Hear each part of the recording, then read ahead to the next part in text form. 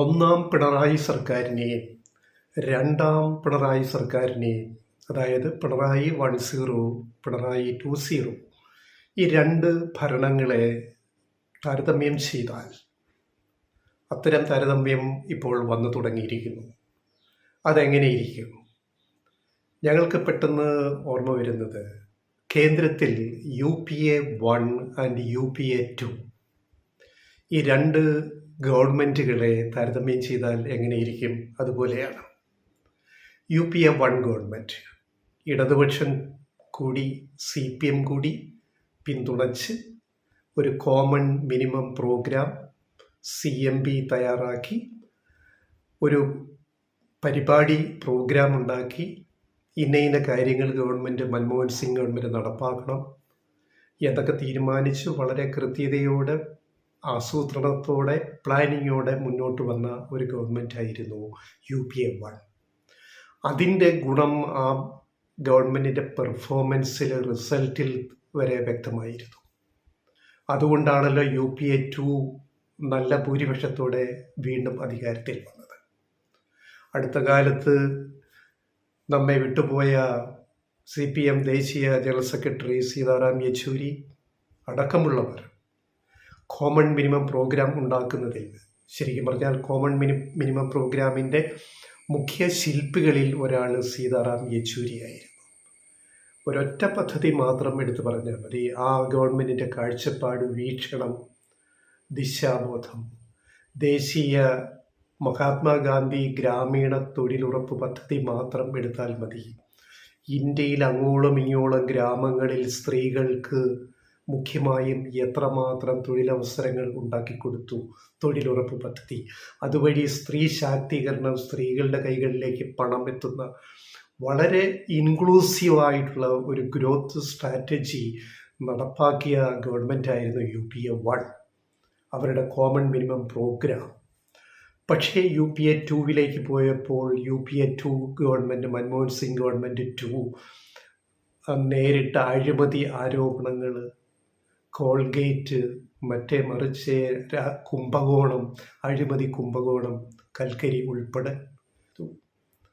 അങ്ങനെ അവസാനം 2014 നരേന്ദ്രമോദി പ്രധാനമന്ത്രിയാകാനുള്ള എല്ലാ അവസരങ്ങളും UPA 2 അല്ലെ മൻമോഹൻ സിംഗ് ഗവൺമെൻറ് 2 തയ്യാറാക്കി കൊടുത്തു. അധികാരം BJPയുടെ കയ്യിലേക്ക് ഒരു തളികയിൽ കൊടുത്ത അവസ്ഥയിലേക്ക് കാര്യങ്ങളെത്തി. അതിനു മുമ്പ് തന്നെ ഇടതുപക്ഷവും CPMഉം UPA 2 പിന്തുണ പിൻവലിച്ചു. ഇന്തോ അമേരിക്കൻ ആണവ കരാർ ഉൾപ്പെടെയുള്ള വിഷയങ്ങൾ, ഇതൊക്കെ നമ്മൾ ഒന്നും ചരിത്രത്തിലേക്ക്, അടുത്ത കാലത്തെ സമീപകാല ചരിത്രത്തിലേക്കൊന്ന് പോയി നോക്കിയാൽ മനസ്സിലാവും UPA 1 എന്തായിരുന്നു, UPA 2 എന്തായിരുന്നു. ഇതിന് സമാനമായ ഒരു രാഷ്ട്രീയ സാഹചര്യം കേരളത്തിൽ ഇപ്പോൾ ഉരുത്തിരിഞ്ഞു വരുന്നു. അതായത് പിണറായി 1 ഗവൺമെൻറ് കാട്ടിയ ആ നല്ലൊരു ഭരണം, ഏറ്റവും നൂറ്റാണ്ടിൻ്റെ വലിയ പ്രളയമുണ്ടായ സമയത്ത് 2018 പോലും അത് നേരിടുന്നതിൽ പിണറായി സർക്കാർ കാണിച്ച ഇച്ഛാശക്തി, എല്ലാവരെയും കൂട്ടി യോജിപ്പിച്ച് എല്ലാ ജനങ്ങളെയും ചേർത്ത് പിടിച്ച് ഒരു ഭരണം മുന്നോട്ട് കൊണ്ടുപോയി. പല ദുരന്തങ്ങളെയും നേരിടാൻ ശക്തമായൊരു ഗവൺമെൻറ് ഇവിടെ ഉണ്ടെന്ന് ജനങ്ങൾക്ക് തോന്നി. അതുപോലെ ക്ഷേമ പ്രവർത്തനങ്ങൾ, വികസന പ്രവർത്തനങ്ങൾ, അങ്ങനെ ഒട്ടേറെ പദ്ധതികൾ, കാര്യങ്ങളൊക്കെ മുന്നോട്ട് കൊണ്ടുപോയി നല്ല ഒരു ഇമേജ് ഉണ്ടാക്കിയെടുക്കാൻ ഒന്നാം പിണറായി സർക്കാരിന്, LDF സർക്കാരിന് സാധിച്ചു. അതുകൊണ്ട് തന്നെ ജനങ്ങൾ വർദ്ധിത ഭൂരിപക്ഷത്തോടെ, കൂടുതൽ പിന്തുണയോടെ ഇടതുപക്ഷത്തെ, പിണറായി സർക്കാരിനെ രണ്ടാമതും അധികാരത്തിൽ എത്തിച്ചു എന്നുള്ളതാണ്. പക്ഷേ രണ്ടാമത് വന്ന പിണറായി 20 ഇത്രയും നാൾ കഴിയുമ്പോൾ, ഇനി 2 കൊല്ലം കഴിഞ്ഞ് 3-4 കൊല്ലത്തിലേക്കൊക്കെ പോകുമ്പോൾ ആ ഇമേജ് ഗ്രാഫ് എവിടേക്ക് പോയി? മുകളിലേക്ക് പോയോ താഴേക്ക് പോയോ എന്ന് ചോദിച്ചാൽ താഴേക്ക് പോയിക്കൊണ്ടിരിക്കുന്നു എന്നുള്ളതാണ്. അപ്പം രണ്ടാം പിണറായി സർക്കാർ ഒന്നാം പിണറായി സർക്കാരിനെ പോലെ പെർഫോമൻസ് ലെവലിൽ വരുന്നില്ല മുന്നോട്ട് എന്ന് പറയുമ്പോൾ പല വികസനങ്ങൾ ഇവിടെ നടക്കുന്നുണ്ട്. വിഴിഞ്ഞം പദ്ധതി ഉൾപ്പെടെ റോഡ് വികസനം, അതേപോലെ പല മന്ത്രിമാരും നല്ല രീതിയിൽ മികവോടെ പ്രവർത്തിക്കുന്നുണ്ട് അവരുടെ വകുപ്പുകളിൽ. ഇപ്പോൾ വ്യവസായ വകുപ്പായാലും, ഗതാഗത വകുപ്പായാലും, ധനകാര്യ വകുപ്പായാലും, പല വകുപ്പുകളിലും നല്ല പ്രകടനം മന്ത്രിമാർ ആ ഉദ്യോഗസ്ഥ വൃന്ദത്തെയും ചേർത്ത് നിർത്തി നടപ്പാക്കുന്നുണ്ട്.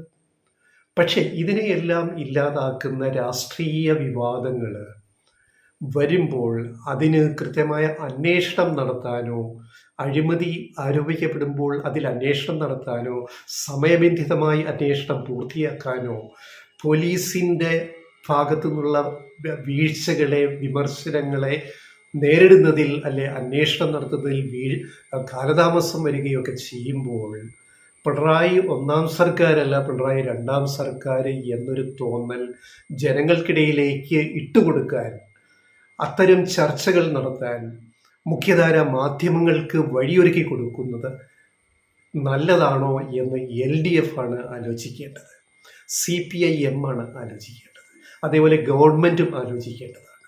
ഇവിടെ എവിടേക്കോ ചില വിള്ളലുകൾ വന്നിരിക്കുന്നു. ഏറ്റവും ഒടുവിൽ PV അൻവർ MLA, ഇടതുപക്ഷ MLA ആയ PV അൻവറിൻ്റെ വെളിപ്പെടുത്തലുകളും വാർത്താ സമ്മേളനങ്ങളും അദ്ദേഹം ഉന്നയിച്ച ആരോപണങ്ങളുടെ മേൽ നടക്കുന്ന അന്വേഷണത്തിൻ്റെ വിഗതികളുമൊക്കെ ജനങ്ങൾക്കിടയിൽ സംശയങ്ങൾ വർദ്ധിപ്പിക്കാൻ മാധ്യമങ്ങളെ സഹായിക്കുന്ന രീതിയിലേക്ക് പോകുന്നു എന്നുള്ളത് നമ്മൾ കാണാതിരുന്നുകൂടാ. ഏറ്റവും പ്രധാനപ്പെട്ട ഒരു കാര്യം ഇതിൻ്റെ അകത്തുള്ളത് പൂരം കലക്കലാണ്. തൃശ്ശൂർ പൂരം കലക്കിയതാണെന്ന് മുഖ്യമന്ത്രി തന്നെ കഴിഞ്ഞ ദിവസം മാധ്യമങ്ങളോട് സമ്മതിച്ചു. അപ്പോൾ ഇനിയിപ്പോൾ ഞങ്ങളതിനെ ഇല്ല എന്ന് പറഞ്ഞിട്ട് കാര്യമില്ലല്ലോ. തൃശ്ശൂർ പൂരം മനഃപൂർവ്വം കലക്കിയതാണെന്നും അതിന് സിറ്റി പോലീസ് കമ്മീഷൻ, തൃശ്ശൂരിലെ സിറ്റി പോലീസ് കമ്മീഷൻ മാത്രമാണ് ഉത്തരവാദിയെന്നും അദ്ദേഹത്തിൻ്റെ മുകളിലിരിക്കുന്ന ക്രമസമാധാന ചുമതലയുള്ള ADGP അജിത് കുമാർ റിപ്പോർട്ട് DGPക്ക് കൊടുക്കുകയും DGP ആ റിപ്പോർട്ട് അതേപടി നോക്കിയിട്ട് അവിടെ മാത്രമല്ല വീഴ്ച, അതിന് മുകളിൽ ഇതിൻ്റെ ചുമതല ഉണ്ടായിരുന്ന അജിത് കുമാർ ADGPക്കും വീഴ്ച സംഭവിച്ചു, പൂരം കലക്കിയതിൽ വേണ്ടത്ര കോർഡിനേഷൻ നടത്തിയില്ല എന്ന് പറഞ്ഞ് DGP സ്വയം നോട്ട് എഴുതിയിട്ട് അജിത് കുമാറിനെതിരെയും മുഖ്യമന്ത്രിക്ക് റിപ്പോർട്ട് കൊടുത്തിരിക്കുകയാണ്. ഇതിനെപ്പറ്റിയും വേഗത്തിൽ ഒരു അന്വേഷണം നടത്തി ജനങ്ങളുടെ ഇടയിലെ സംശയം ദൂരീകരിക്കണ്ടായി. എന്തിനാണ് പൂരം കലക്കിയത്? ആർക്ക് വേണ്ടിയാണ് പൂരം കലക്കിയത്? സുരേഷ് ഗോപിക്ക് ജയിക്കാൻ വേണ്ടി പൂരം കലക്കിയെന്നാണ് വിലയിരുത്തൽ. ഈ പൂരം വേണ്ട, ഇനി ഞങ്ങളെ ബുദ്ധിമുട്ടിച്ചു, ഞങ്ങൾ പൂരത്തിനില്ല എന്ന് പാറമേക്കാവ് ദേവസ്വം പറയുമ്പോൾ ആ നിലയിലേക്ക് അവരെ കൊണ്ട് പറയിക്കാൻ എത്തിച്ച പോലീസ് സംവിധാനത്തിൻ്റെ വീഴ്ചകൾ, ഇതാര് പിന്നിലിരുന്ന് ചരട് വലിച്ചു എന്നുള്ളത് അന്വേഷണത്തിൽ പുറത്തു വരട്ടെ. PV അൻവർ മാത്രമല്ലല്ലോ ഈ വിഷയം ഉന്നയിക്കുന്നത്. അന്ന് വെളുപ്പിന് പൂരം നിർത്തിവെച്ചിട്ടന്ന് വെളുപ്പിന് ഈ പ്രശ്നങ്ങളുണ്ടായപ്പോൾ സുരേഷ് ഗോപി സേവാഭാരതിയുടെ ആംബുലൻസിൽ അവിടെ രഹസ്യമായിട്ട് അവിടെ എത്തുന്നതും അതിലിടപെടുന്നതും ചർച്ച നടത്തുന്നതുമൊക്കെ ഇന്നിപ്പോൾ അതിൻ്റെ വീഡിയോകൾ വന്നു കഴിഞ്ഞിട്ടുണ്ട്. അപ്പോൾ RSSും BJPയും പോലീസും ഒക്കെ ചേർന്നൊരു ഗൂഢാലോചന തൃശ്ശൂർ പൂരം കലക്കാൻ വേണ്ടി കളിച്ചു എന്ന് ഞങ്ങളല്ല പറയുന്നത്, ഇടതുപക്ഷ പാർട്ടികൾ തന്നെയാണ് പറയുന്നത്. തൃശ്ശൂരിൽ മത്സരിച്ച് പരാജയപ്പെട്ട സുനിൽകുമാർ CPIയുടെ നേതാവാണ് പറയുന്നത്, CPI പറയുന്നത്, LDFിലെ ഘടകകക്ഷികളാണ് പറയുന്നത്. ഇവിടെ പൂരം കലക്കി, അതിനെപ്പറ്റി സത്യസന്ധമായ അന്വേഷണം വേണം. എന്തിന് കലക്കി, ആർക്ക് വേണ്ടി കലക്കി, ആരാണ് ഇതിന് കൂട്ടുനിന്നത്? BJPക്ക് ഒരു അക്കൗണ്ട് തുറക്കാൻ വേണ്ടി ഇടതുപക്ഷ ഗവൺമെൻറ്, പിണറായി 2.0 ഗവൺമെൻറ് കൂട്ടുനിന്നോ? ഇത്തരം കാര്യങ്ങളുടെ അന്വേഷണം, അന്വേഷണത്തിലുള്ള പുറത്തു വരേണ്ടതുണ്ട് എന്നാണ് ഇടതുപക്ഷ കക്ഷികൾ തന്നെ ആവശ്യപ്പെട്ടിരിക്കുന്നത്, CPI ഉൾപ്പെടെ. അപ്പോൾ അത് നിസ്സാരപ്പെട്ട ഒരു കാര്യമല്ല. അന്ന് ഒരാഴ്ച പൂരം നടന്ന് ഒരാഴ്ചയ്ക്കുള്ളിൽ റിപ്പോർട്ട് വേണം എന്ന് മുഖ്യമന്ത്രി നിർദ്ദേശിച്ചിട്ട് 5 മാസം കഴിഞ്ഞിട്ടാണ് റിപ്പോർട്ട് കിട്ടുന്നത്. ആ ക്രമസമാധാന ചുമതലയുള്ള തൃശ്ശൂർ പൂരത്തിൻ്റെ ADGP തന്നെ അദ്ദേഹത്തെ സ്വയം കുറ്റവിമുക്തനാക്കിയിട്ട് എല്ലാ പഴിയും സിറ്റി പോലീസ് കമ്മീഷണർ തലയിൽ വെച്ചിട്ട് റിപ്പോർട്ട് കൊടുക്കുക. ഇത് ജനങ്ങൾ വിശ്വസിക്കണമെന്ന് ഒരു ഗവൺമെൻറ് നിർബന്ധിക്കുന്ന എന്തിനാണ്? ഒരു മുഖ്യമന്ത്രി നിർബന്ധിക്കുന്ന എന്തിനാണ്? എന്തുകൊണ്ട് സ്വതന്ത്രമായ ഒരു അന്വേഷണം ഈ 5 മാസക്കാലത്ത് ഉള്ളിൽ നടത്താൻ പറ്റുന്നില്ല? പിന്നെ ADGP അജിത് കുമാർ ദേശീയ RSS നേതാക്കളെ പലതവണ രഹസ്യമായി കണ്ട കാര്യങ്ങൾ എന്തിനു വേണ്ടിയാണ്?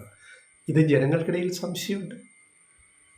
അപ്പോൾ ഇത്തരം ചില കാര്യങ്ങൾ പോലീസുമായി ബന്ധപ്പെട്ടതും അതേപോലെ ഈ പിണറായി 2.0 ഗവൺമെൻറ്റിൻ്റെ നല്ല കാര്യങ്ങളെയൊക്കെ മറച്ചു പിടിക്കുന്ന, അതിന് നേരെ മുഖം തിരിഞ്ഞ് അതിൻ്റെ ഇമേജ് കളയുന്ന ഒരു ഭാഗം പോലീസ് വേർഷൻ ഈ ഗവൺമെൻറ്റിനെ വല്ലാണ്ട് ബാധിച്ചിട്ടുണ്ട്. പോലീസിൻ്റെ ഭാഗത്തു നിന്നുണ്ടായ ഇടപെടലുകൾ, നീക്കങ്ങൾ, പല സംഭവങ്ങളിൽ. അപ്പോൾ പിണറായി 2.0, പിണറായി 1.0 പോലെ നല്ല മികച്ച ഒരു ഗവൺമെൻറ് അല്ല, ഭരണമല്ല എന്ന ഒരു അജണ്ട ഇവിടെ സെറ്റ് ചെയ്തുകൊണ്ടിരിക്കുന്നത് എന്തിനാണ്? ആർക്കു വേണ്ടിയാണ്? അതിനെപ്പറ്റി എന്തുകൊണ്ട് ഗവൺമെൻറ്റിന് ഒരു അർജൻസി തോന്നുന്നില്ല? ഈ ഒരു കാമ്പയിൻ തടയണം. ഈ ഒരു കാമ്പയിനെ നേരിടാൻ ഗവൺമെൻറ്റും പാർട്ടി മെഷീനറിയും വിശാല ഇടതുപക്ഷവും രംഗത്ത് വരണം എന്ന് ഒരു തോന്നൽ എന്തുകൊണ്ട് ഇവിടുത്തെ ഇടതുപക്ഷ ഗവൺമെൻറ്റിനും പാർട്ടികൾക്കും തോന്നുന്നില്ല? പ്രത്യേകിച്ച് CPIM-ന്. കാലം പൊക്കൊണ്ടിരിക്കുകയാണ്, കാൽക്കീഴിൽ നിന്ന് മണ്ണ് പൊക്കൊണ്ടിരിക്കുകയാണ്. അപ്പോൾ ഇപ്പോൾ ഒരു ചർച്ച, ടോക്ക് ഓഫ് ദ ടൗൺ, നാട്ടിലെ ഒരു ചർച്ച വന്നു കഴിഞ്ഞിരിക്കുന്നു. പിണറായി 2.0, ഇനി മൂന്നാമത് ഇടതുപക്ഷം ഇങ്ങനെ ഒരു അജണ്ട സെറ്റ് ചെയ്ത് അത് ജനങ്ങളുടെ ഇടയിൽ പ്രചരിപ്പിക്കുന്നതിൽ ഇവിടുത്തെ മുഖ്യധാരാ മാധ്യമങ്ങൾ വിജയിച്ചിരിക്കുന്നു എന്ന സത്യം കേരളത്തിൻ്റെ മുഖ്യമന്ത്രിയും ഭരിക്കുന്ന പാർട്ടിയും മറ്റിടതുപക്ഷ പാർട്ടികളും മനസ്സിലാക്കണം. മനസ്സിലാക്കുക മാത്രം പോരാ, നടപടി ഉണ്ടാവണം. PV അൻവർ MLA ആ വിഷയമാണ് ചൂണ്ടിക്കാണിച്ചതെങ്കിൽ അതിലെ മെരിറ്റ് എടുത്തിട്ട് അത് പരിഹരിക്കാൻ ശ്രമിക്കുകയും, എന്നാൽ പരസ്യ വിവാദത്തിലേക്ക് അൻവർ പോയത് ശരിയായില്ല എന്ന് പറഞ്ഞാൽ അൻവറിന് ഒരു താക്കീത് കൊടുക്കുകയും ചെയ്തിരുന്നെങ്കിൽ ഇത് എത്ര മനോഹരമായിട്ട് പിണറായി സർക്കാരിന് ഇപ്പോൾ ഇത് കൈകാര്യം ചെയ്യാൻ സാധിക്കുമായിരുന്നു. അതുണ്ടായില്ല. ഇത് കുട്ടിയെ പാളയിലിട്ട് കുളിപ്പിച്ചിട്ട് പാളയിലെ വെള്ളം എറിയുന്ന കൂട്ടത്തിൽ കുട്ടിയെ എറിയുന്ന ഒരവസ്ഥയിലേക്ക് കാര്യങ്ങൾ ആരാ കൊണ്ടുപോയത്?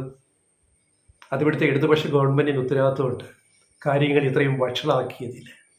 അപ്പോൾ എന്തുകൊണ്ട് PV അൻവർ ഉന്നയിച്ച വിഷയങ്ങൾ മെരിറ്റുള്ളതാണെങ്കിൽ അതിനെ അംഗീകരിക്കുകയും പരസ്യ വിവാദ പ്രസ്താവനകൾ അൻവർ പാടില്ലായിരുന്നു പറഞ്ഞ അൻവറിനെ മെരുക്കുകയും താക്കീതുകയും ചെയ്യുന്നൊരു ഗവൺമെൻറ് ആയിരുന്നു ഇവിടെ വേണ്ടത്.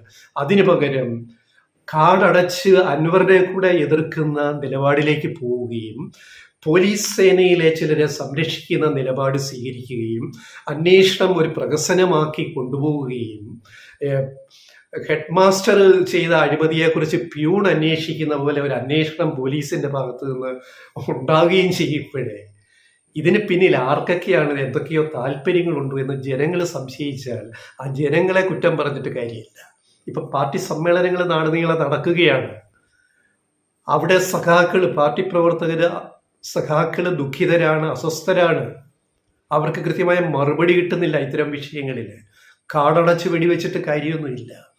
ഇടതുപക്ഷം മൂന്നാമതും കേരളത്തിൽ അധികാരത്തിൽ വരണമെങ്കിൽ ഇതേ പോക്ക് പോയി കഴിഞ്ഞാൽ വരുന്ന കാര്യങ്ങളിൽ ഞങ്ങൾക്ക് വലിയ പ്രതീക്ഷകളൊന്നുമില്ല.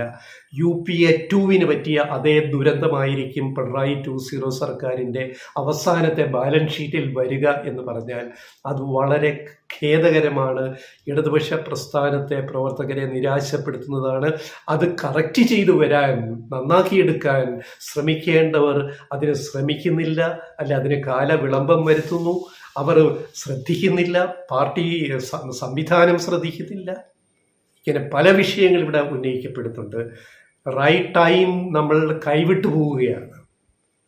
ഇപ്പം തിരുത്തേണ്ടത് ഇപ്പം തിരുത്തിയില്ലെങ്കിൽ നാളെ, ഇന്നിപ്പം സൂചി കൊണ്ട് എടുക്കേണ്ടത് നാളെ കൊടിലുകൊണ്ട് മഴ കൊണ്ട് എടുക്കേണ്ടി വരുന്ന അവസ്ഥയിലേക്ക് കാര്യങ്ങൾ പോയിക്കൊണ്ടിരിക്കുകയാണെന്നുള്ളത് ഇവിടുത്തെ പിണറായി 2.0 സർക്കാരും ഇടതുപക്ഷ പാർട്ടികളും CPIM പ്രത്യേകിച്ച് മനസ്സിലാക്കേണ്ടുന്ന സമയം കഴിഞ്ഞുകൊണ്ടിരിക്കുകയാണ്.